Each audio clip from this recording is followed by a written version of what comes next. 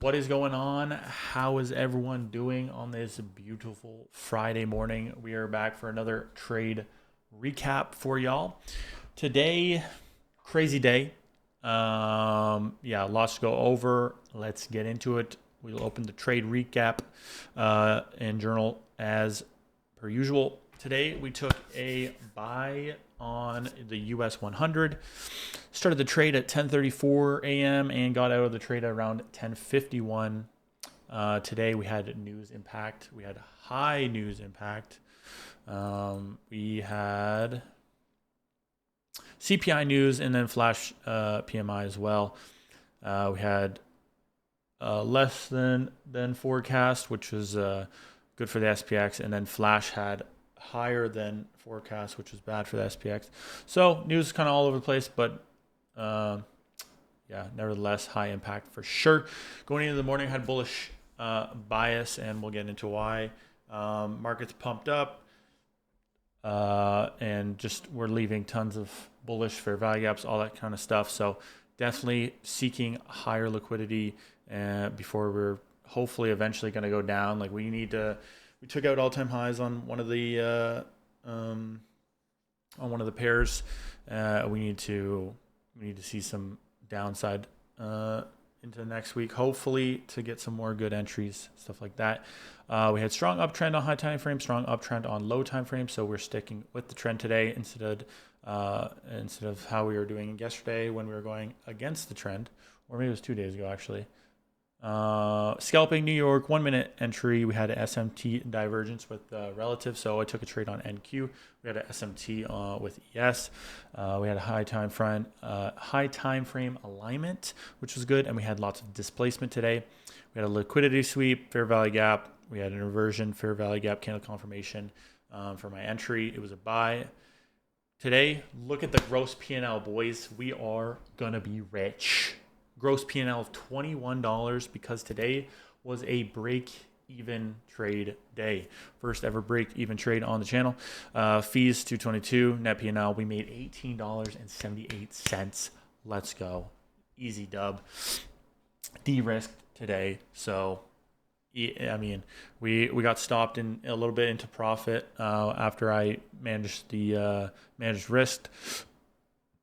We had some mistakes, unfortunately, though, today. Very emotional trading today. Like as soon as I took the entry, I was like, dude, why did I do that? Why did I just enter that trade? It was so bad. We had news influence as well today. So why did I take this trade? We'll be honest, did not love the entry or the strength of the IFVG. This trade was very emotional. Like right after trade again, I was like, dude, like that was not the best entry. Started to go down. That's how you know it was a bad trade when it starts to go a little bit into drawdown. You're like, damn, that was the worst trade ever. Why did I do that? It's not like it goes into drawdown and be like, nah, no worries. Like I know where the higher time frame is, drawing liquidity, blah, blah, blah, like that confidence kind of thing. It was very emotional right off the bat. So I was like, damn, probably not the best entry, which is perfectly fine. It ended up going in our direction. As soon as it hit a key level that I'll show, move stops to break even. We had a little bit into profit, and then it came down and just wiped out our stop loss. So it was kind of a break-even day. High probability trade play out, but a hope trade to recoup some losses on the Eval. Is kind of how it turned out. Performance, we had after action report. What went well? I was patient. So I was patient from 9:30. I waited for news, which was good.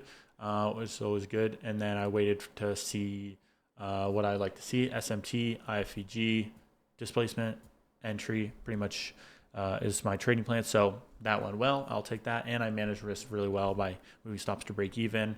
I should have took partials, but unfortunately I didn't end up taking partials on TopStep because I'm going to be honest. I didn't know that it's just different from how I usually trade using like Trade Locker or MT5, where it's a lot easier to like kind of take partials, where on here you have to set like limit orders or limit sells if you're taking buys to take off partials. Didn't know how to, didn't end up taking partials, hit stop loss. So that's something I know how to do now, and we can definitely manage risk for going into next week, which is I'm really excited for.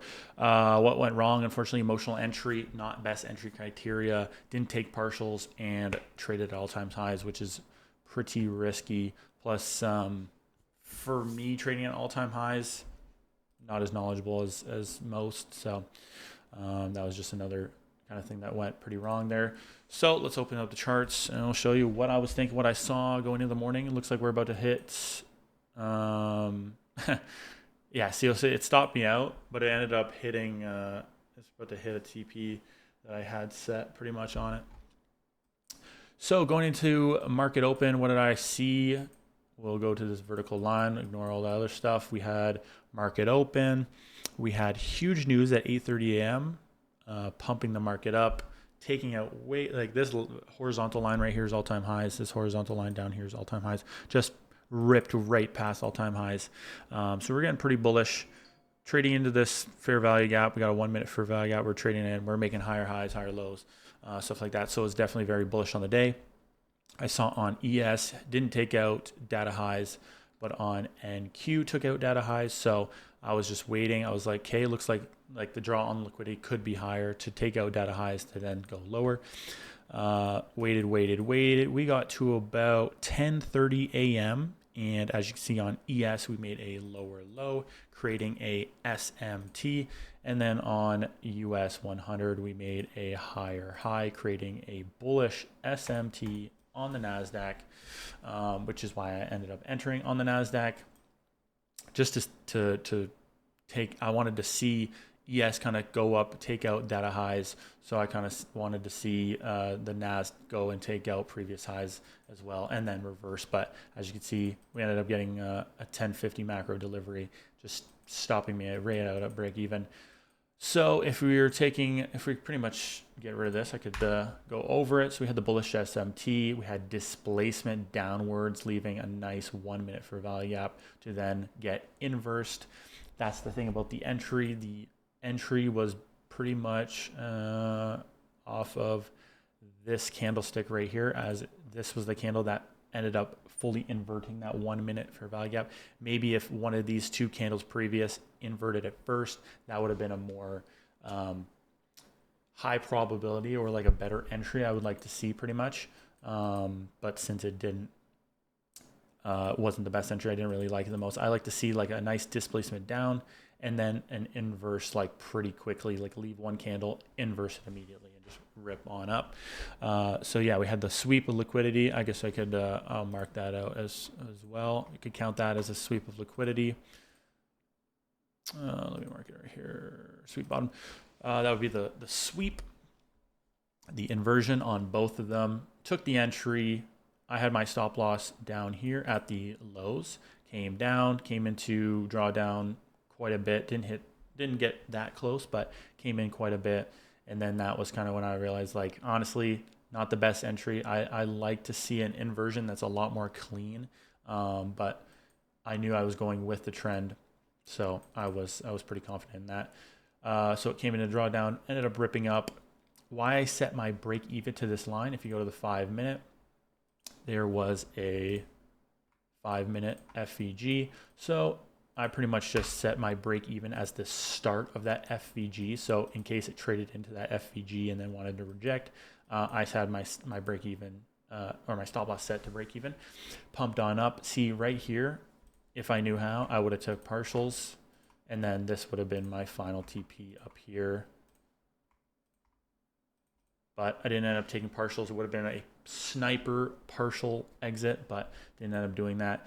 Ended up coming all the way down, and then I stopped the trade right, like it started coming down here, and I was like, okay, it's going to go lower. So I just stopped it like right before it hit stop loss into profit for a little $18 profit, you know what I'm saying?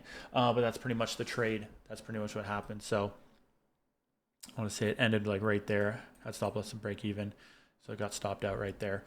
But yeah, that ends up the trade. As you can see on ES, it ended up taking out data highs, which was my original like final TP. I was taking a trade on NQ, but I wanted to see ES take out data highs, and that's kind of when I was gonna take either another partial or like full TP pretty much. But unfortunately had a 1046 or 1045 and then it was just dumping down. I wanted to take a little bit more liquidity to the downside before now ripping up and taking out my highs. So it's all good. Got stopped at break even, so we're all good. Risk free. Made a little bit money and I can go to McDonald's and get a burger. But yeah, that's pretty much it. That's a trade break-even day. I'm going to post a recap.